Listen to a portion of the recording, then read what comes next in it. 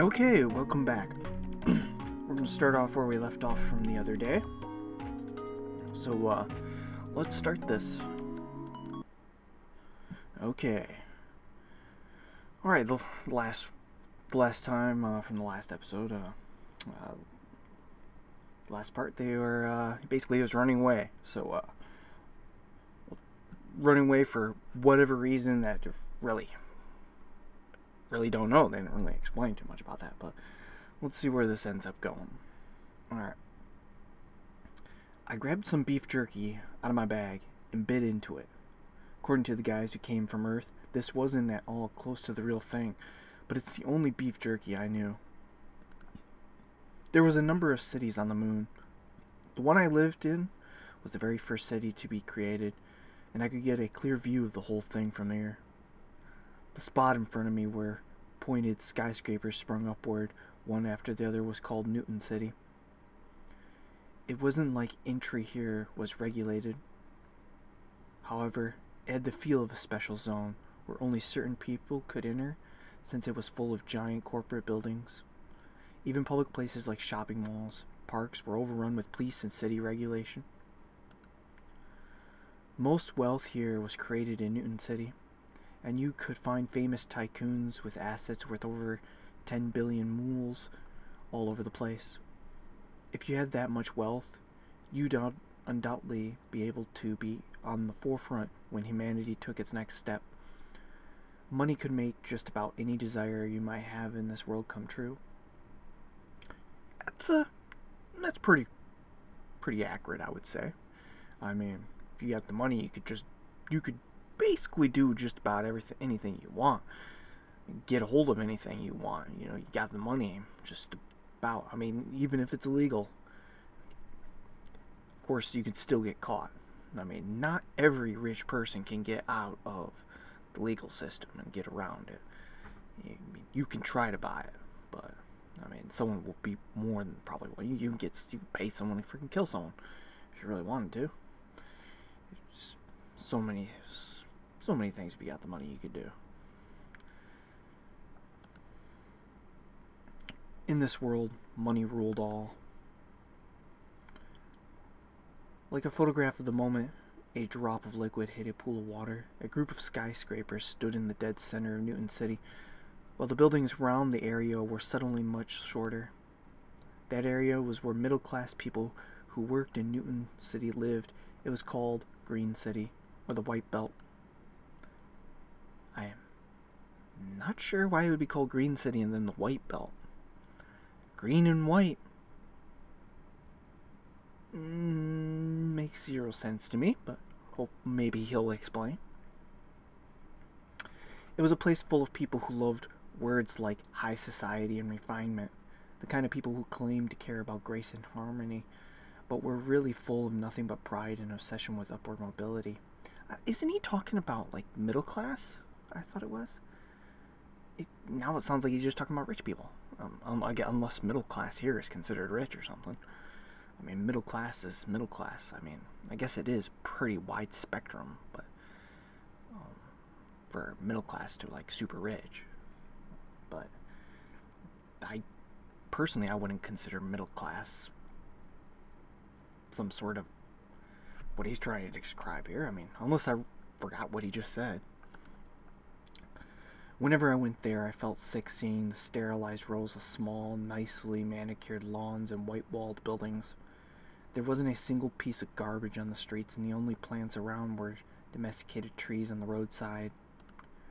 After that, the buildings in the area around Green City got taller again, but it was a complete jumble there. Power lines dangled messily onto the streets, and vulgar neon sign lit the area, painting the whole place with a feel of squalor. The area was called the outer sections, and while technically they'd all be numbered from 1 to 8, there was no real point. It was considered Newton City's the center of everything. The north was full of factories. There you could find silicon dioxide dissolution factories, fertilizer synthesize factories, automated plantations, and so on. On the east side was the village where I lived. That area was notorious for its hard-nosed residents. You could also find settlements of old-timers who you might call artisans in the area, which made you a countless number of small workshops. Most people didn't have the luxury of being able to do something like transport wooden furniture via orbital elevator, and land was expensive on the moon, so the houses of Green City were small. As a result, handmade furniture created with the size and shape of your house in mind was far more popular than ready-made furniture. I was told that my parents were aiming to live together, with plants brought from Earth in exchange for making furniture out of wood. Even though factories existed that used the best scientific advances to maximize harvest rates as much as physically possible, they still grew plants by hand for some reason. They seemed to be at least have their customers, but I didn't see a single enjoyable thing about being covered in dirt. It just made me wonder why they even came to the moon in the first place. There wasn't a place for stuff like that. The moon was supposed to be a place where you directed your gaze to the top of the inorganic buildings that line Newton City. And if I shifted my eyes to the left, I saw an area haunted by those who couldn't keep up in that struggle. Here, when buildings started rusting, no one would bother to repaint them. It had been nicknamed the Red Valley. The reason it was called a valley was because when Newton City was originally built on a flat crater floor, all low-income earners made the Rocky Mountains surrounding the city their home. And by Rocky Mountains, I don't quite mean something like the harsh mountainous environments you might find on Earth. It was actually closer to what you might call highlands. I guess when you think about it, that's the outskirts of like cities. You'll usually be like, you think of like some games and other things like that. It'd be a little where all the poor people kind of live. The shanty towns and everything would be kind of makes sense. It would be built up then around that back. As a result, the rock was chipped away to increase surface area like a river eroding hills, and many structures could be built in a tight area by terracing the slopes. Furthermore, more space was secured by digging caves into the rocky stretches. It was clearly evident that doing this over and over made for a mess of a city. Not much more than a decade had passed since the city's establishment, and it already became such a devilish haunt that you wouldn't blame the local government if they just threw up their hands and gave up. As for me, I liked the Red Valley with its level of squalor. While it was true that the people lived there could be called outcasts and failures, the place was irresponsible in a good way, and that put me at ease. Of course, I had no intentions of becoming the 20% that lived there, and finally the area around where I was right now was called the 6th Outer Section. It was not as degenerate as the Red Valley, but it was not quite as productive as the east side of town. This area didn't even have a nickname yet, and its lackadaisical whoa, whoopsies. I accidentally clicked that. While the buildings were dirty and worn out, it was dotted with small companies who dreamed of Newton City and the occasional decent-looking house, so it wasn't the worst place to live. I stood up, hopped back down to the street, and jogged off.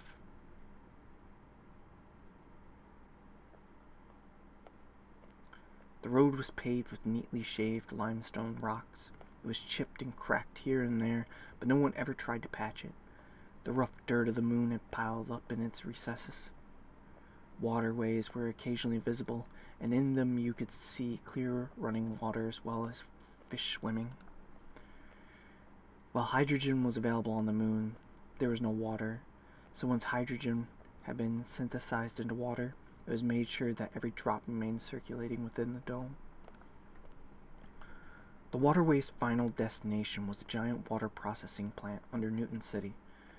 In other words, everything was designed to gather in the center of the mortar-shaped city, whether it's people, water, or wealth.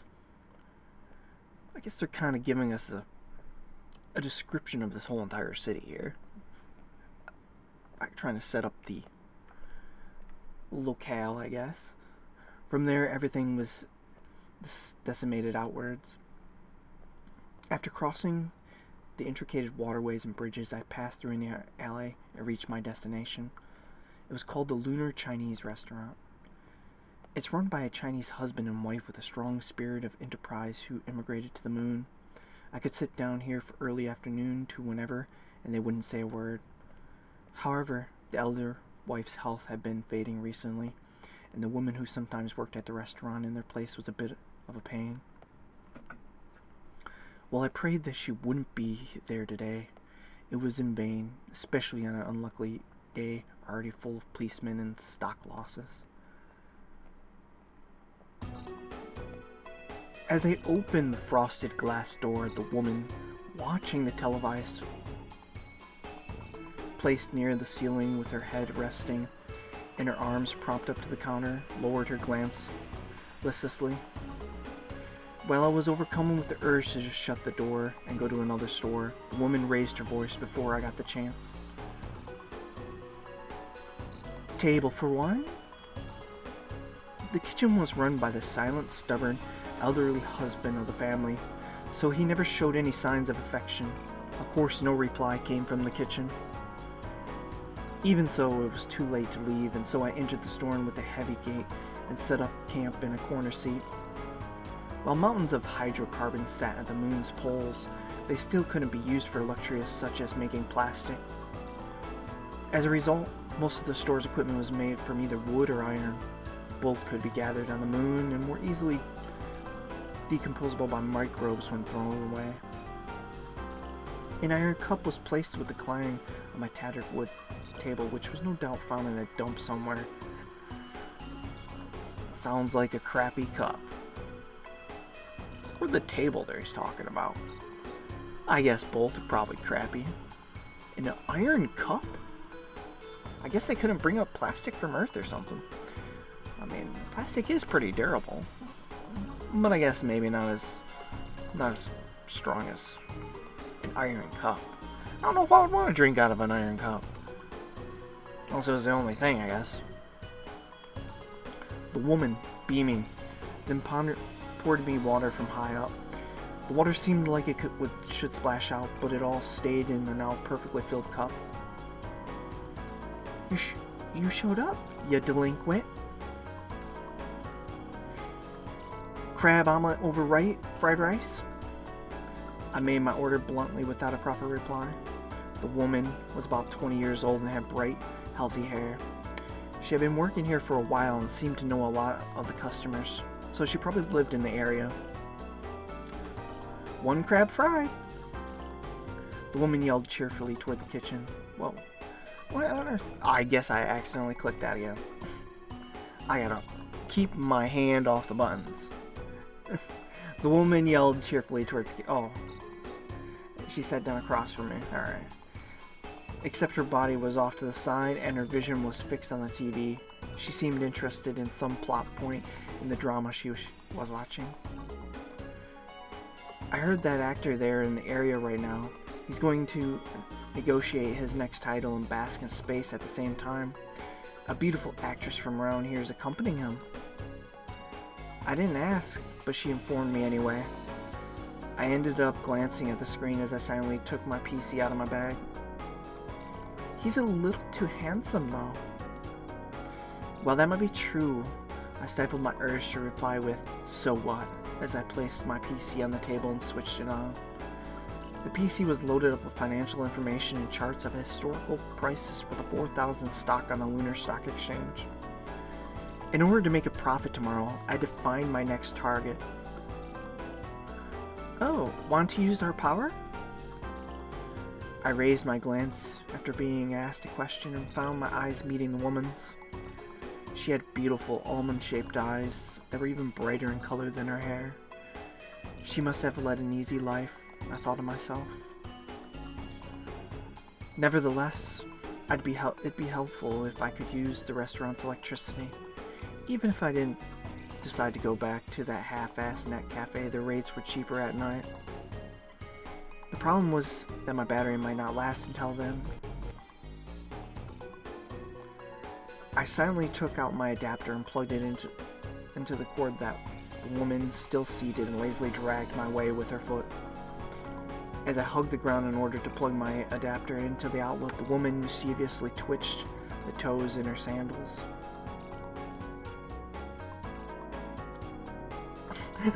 Perv. Just because he's going down there plugging in? I don't think he meant to try to look under whatever you're probably wearing, or looking at your ass or whatever. That was what she said to me once I raised my head. But she wasn't even wearing a skirt. She's not even wearing a skirt yet. She probably just teasing you for all the here. Naturally, I ignored it and booted up my PC.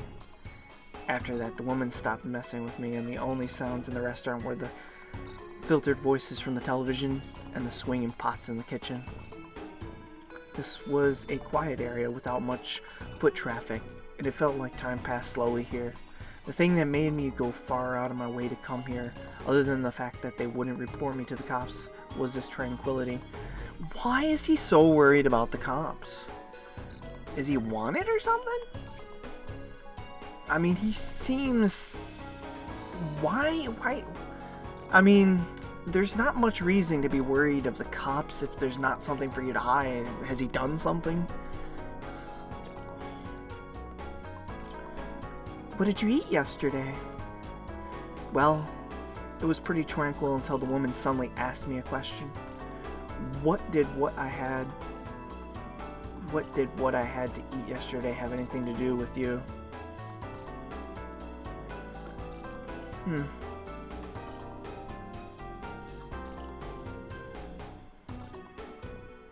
I ignored her as I stared at my screen, but she wouldn't stop looking at me. Her face, visible from the corner of my eye, didn't make it look like she was particularly interested in the question, but she wouldn't turn away. Defeated, I raised my glance, and at that moment she grinned. Pasta! I answered, then turned back to my screen. I updated my data while I was in the cafe, so I searched for any corporate news that might affect the market in the next few days. From where? As I clicked my tongue, the woman smiled as I expected, disappeared. She didn't get mad or stand up, though. That doesn't suit you, you know. She said this so seriously that instead of getting mad, I ended up blushing. She's treating me like a complete child. Big Bold Cafe. It was an arrogant named place for nearly illegal operation. You see, bulls were symbols of strong markets. For that reason, there are bronze bulls placed in front of the biggest financial districts in the world, like America's Wall Street or the Hong Kong Stock Exchange. So for me, the place was good luck. Huh? So, Cyrillette's handmade pasta? Cyrilette? Wasn't there a real skinny guy there? That guy owns the place. Owns the... I was a little heartbroken at those words. I was sure that he was some loser who worked there by the hour, but to be the owner of a store, big or small, was a fine example of a capitalist. Not only that, I was heartbroken to hear that I was eating his pasta. I mean, it was good. I taught him how to make those. The woman beamed with pride. Wait. If she taught him, then where did they know each other from? Don't tell me they used to be lovers. As I dreamed up juicy scenarios in my head, I stared vacantly at her as she turned back to the television. Can't really say that I would say she's that attractive of a looking character. She's alright, but I don't know if they showed what the guy looked like. I don't think they did. So, I don't know what he looks like.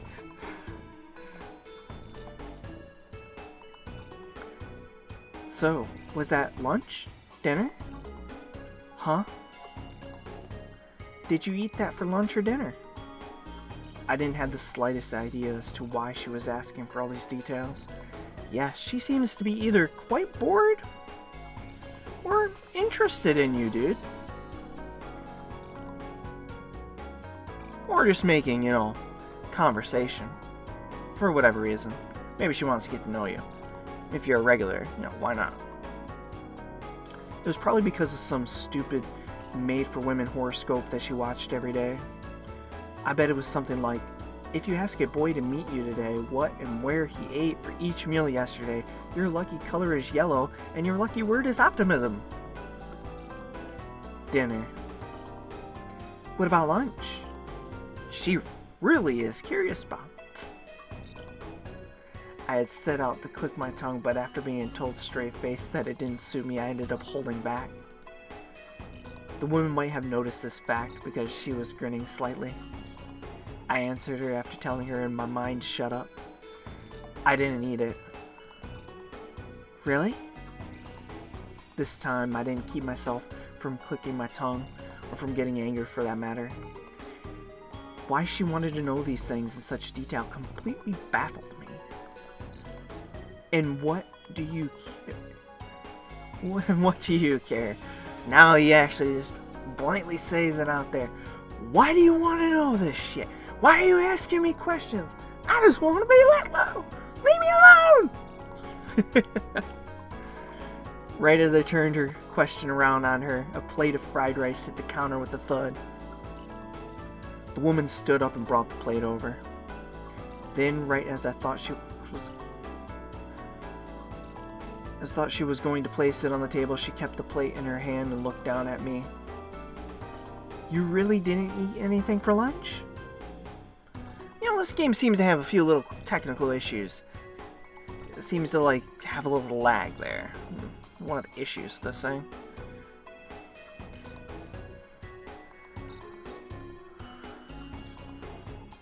As if to show her that I was trying my hardest not to click my tongue, I started to scrape my upper lip with my teeth. No, I didn't. I don't eat lunch on weekdays. What about today? Today is an exception, since I was driven out of the cafe at a weird time. So what? Anyways, give me my food that you're just holding there. Eating a proper lunch was something special to me, since I usually only did it on Sundays, when the Lunar Stock Exchange was closed. Eating lunch on a weekday was rare. As I glared at the woman, she heaved a small sigh and placed the plate on the table, completely unperturbed. The smell of the sweet and sour sauce whetted my appetite. My interest shifted from the now strangely annoying woman's questions to the food in front of me. You need to eat 3 meals a day. The woman talked to me while standing and staring at me, digging into the fried rice. And eat a little more neatly. Mind your own business, I muttered mentally as I piled a mountain of fried rice and crab omelet in my spoon and shoved it all in my mouth. The woman sighed and then returned listlessly to her counter-side chair with a cryptic, stupid women. I focused on my food, stuffing my stomach with such vigor that I barely had time to even sigh. He does seem kind of an asshole.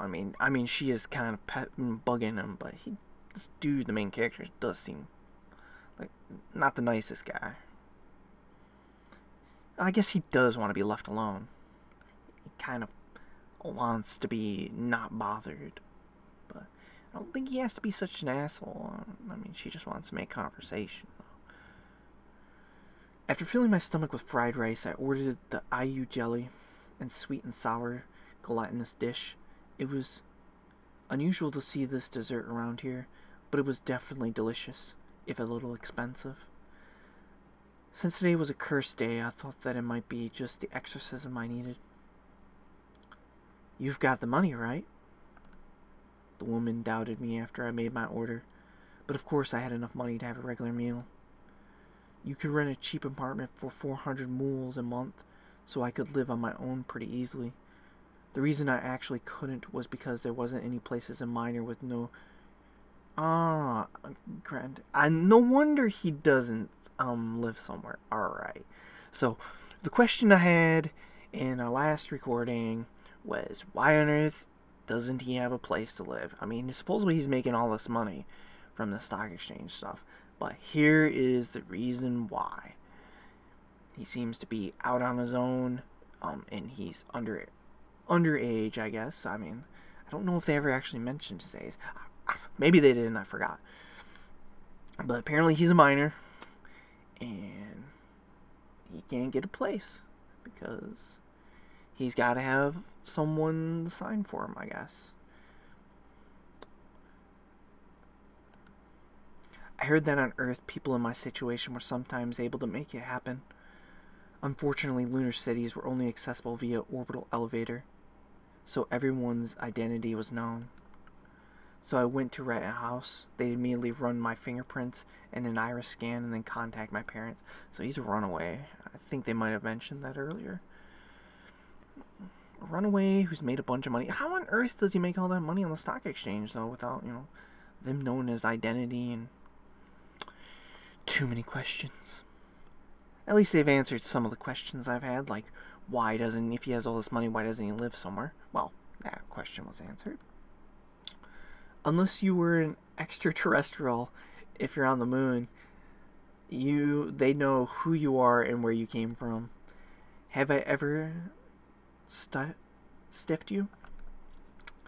Just because you've paid in the past doesn't mean that you're sure to pay next time. And anyway, you ran away from home, right?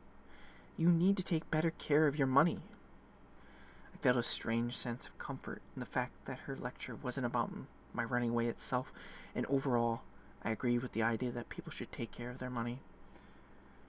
That is true. I mean, there's a lot of people who just blow money all the time. I've blown my money on plenty of worthless shit over the years that I shouldn't have, and made stupid decisions with it. Everyone has. You don't have to tell me that. Oh, really? The woman shrugged, then carried the IU jelly from the counter where it had just appeared. It was hard to argue with her, since I was, in fact, wasting money here, but I was confident that I had more money than anyone else my age. What's more, I had never gone on a wild spending spree before. The magic of compound interest made the world go round.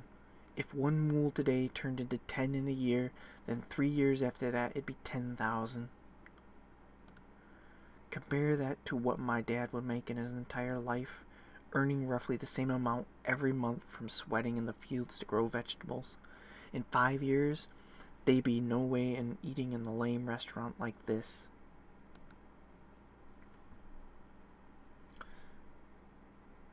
That woman might be making fun of me now, but I'll bet I'd eventually be wearing a stylish suit and living in a high-rise apartment in Newton City, and of course I was not going to stop there.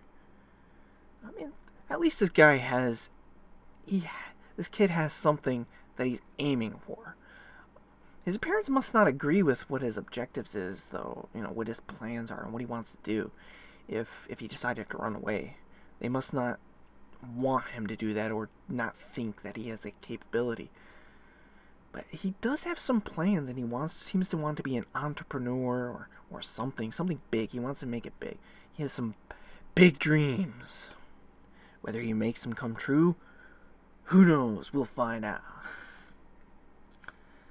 That wasn't where my dream ended. It's where it began. If you're some rich actor, you might be able to bask in space on the opposite side of the moon with some beautiful woman by your side.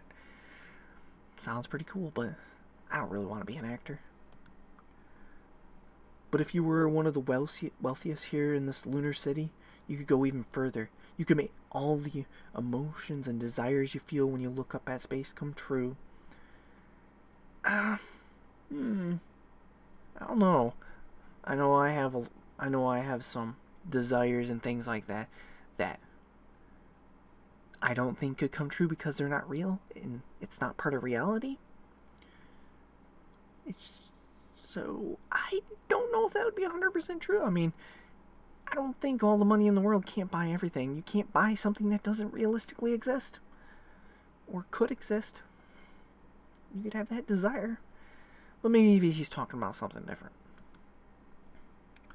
I ate the sweet and sour clump of IU jelly, and as I looked at my screen to choose the tree that would grow me money, I was immersed in a familiar daydream. This place was the forefront of humanity, a golden city of wealth and prosperity. I would run through the city's gates. I'd outwit the genius and prodigies from Earth to take my place there at last.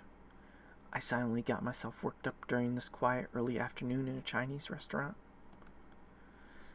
I moved my touch mouse back and forth, and just as I brought up the display for the prominent, even on the moon investment bank E.J. Rochberg, customers entered the store. I thought it was strange that customers would come in at this hour and raised my head. At that moment, a feeling ran through my body like an ice cube had just been stuck up my asshole. I won't. No, that was an unexpected sentence. I wonder how does he know how an ice cube feels getting shoved up his asshole? I would have no idea. Oh, please. Looks like please. Welcome. 2, please. Yes, sir. Table for 2. The woman said this in her usual carefree voice, but the words barely entered my ear. I lowered my cap even further over my eyes and hunched over, trying to hide in the reflection on my PC display. Okay, now it makes sense why he was running away. He's a runaway, so that's why he's running away from the police. I was asking earlier why he was running. Now it just hit me. That's why he's probably running away. He's a runaway. He doesn't want to be caught by the police, so then he doesn't want to get turned in and have to go back to his parents and then do whatever else. That's what it is. Alright. I was wondering earlier. That's what it is.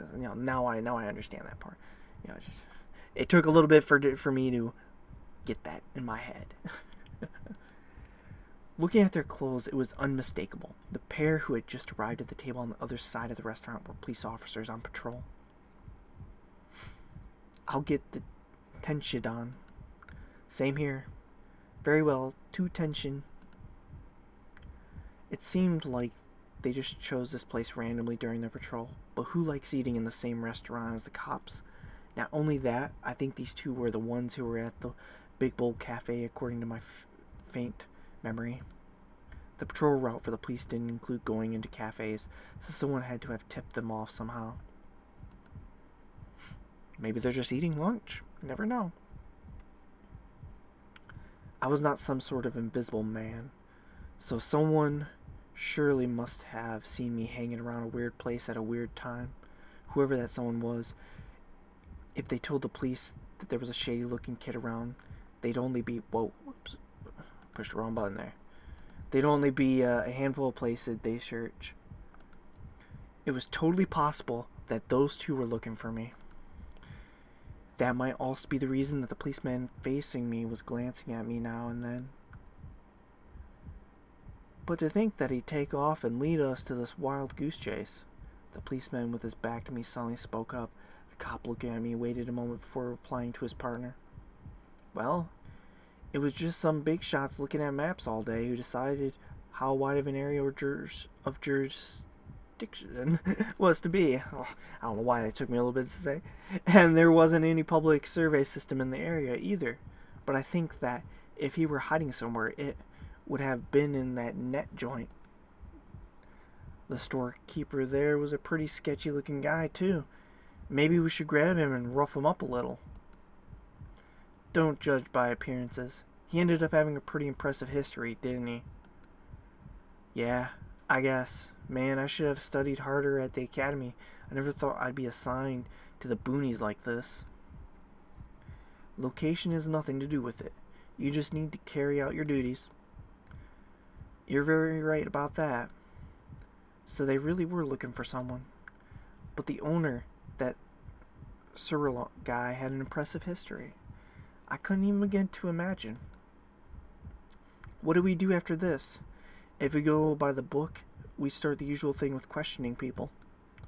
His co-worker, facing me, took a sip of water and went quiet, as if in thought. I got the feeling that he was taking a good hard look at me. Now, if if you're staring back at him, of course he's gonna look. I mean, you think about it.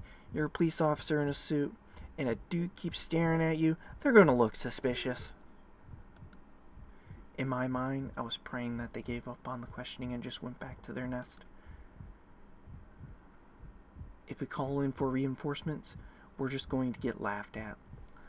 Looks like we've got no choice anyway. Our duty is to keep public order. Cracks in public safety begin in the smallest of places, even if it's just one. Boy, we can't just let him get away. My heart felt like it might jump right out my mouth. Now there was no mistake. They were tipped off by someone and were out looking for me. Lunar cities were nuts about keeping public order. Even in the Red Valley, where suspicious guys wandered the streets, there was not even the faintest trace of any real danger. It was just a degenerate, pleasure-seeking town. Everyone knew just how risky committing an act of physical violence was in a place this small. After all, if you were deported by the residential management court, there'd be no question that you'd never be able to come back. The only people exempt from that form of punishment were people who were born on the moon. Even then, if you committed second-degree murder or worse, it was not so certain. Of course, I wouldn't be the subject of the penal code just because I ran away from home, but the overall zeal for maintaining public order would mean that I'd be sent back home. After that, I'd probably be forced to report to a local facility every day until I became an adult.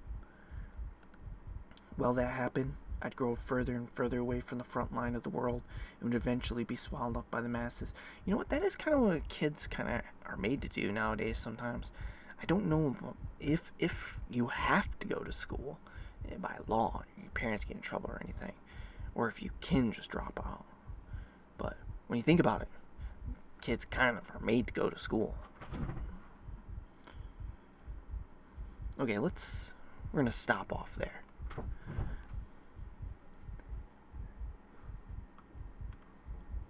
We're going to stop off there and save this.